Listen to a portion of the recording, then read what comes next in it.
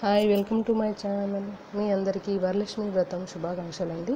మీరందరూ వరలక్ష్మి వ్రతాన్ని ఎంతో భక్తి శ్రద్ధలతో పూజించుకుంటారని అనుకుంటున్నాను. అయితే వరలక్ష్మి వ్రతానికి అంటే దేవతకి మనం క్రౌన్ ఎలా ప్రిపేర్ చేసుకోవాలో ఈరోజు చూపించబోతున్నాను.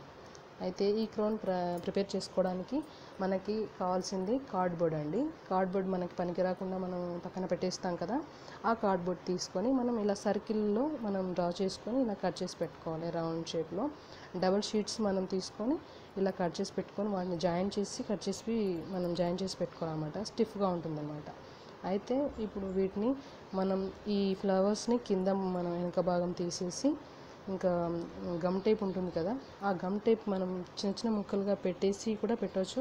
బట్ మనకు అలా అవైలబుల్ లేదు. గమ్ టేప్ అదే ఉంటుంది కదా గమ్ టేప్, అది అవైలబుల్గా లేకపోయినట్లయితే మనం ఇలా ఒక చిన్న ముక్కలుగా దారం తీసుకొని పక్కన పెట్టేసుకొని ఇలా ఫ్లవర్స్ అన్నీ పెట్టేసుకొని ఒక్కొక్కటి కట్టేసుకుంటే ఇంకా మనకి నీట్గా వచ్చేస్తుంది అన్నమాట. క్రౌన్ చాలా అందంగా ఉంటుంది. అమ్మవారికి మీకైతే చాలా బాగా అనిపిస్తుంది అనమాట.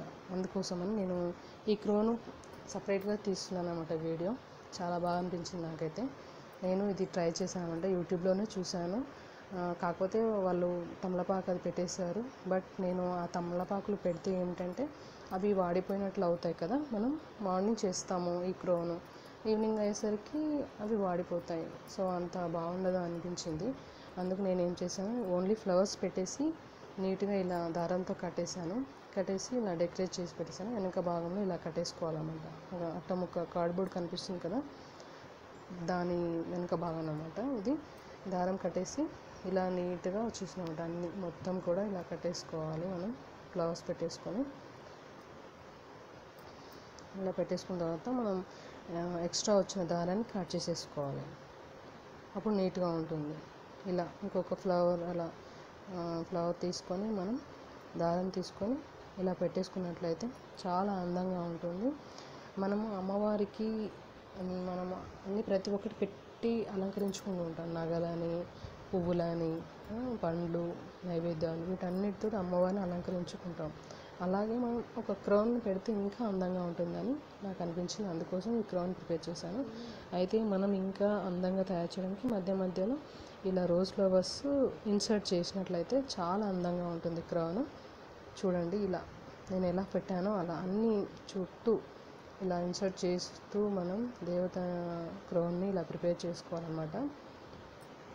చాలా అందంగా ఉంటుంది. ఇలా ప్రిపేర్ చేసుకొని పక్కన పెట్టేసుకోవాలి.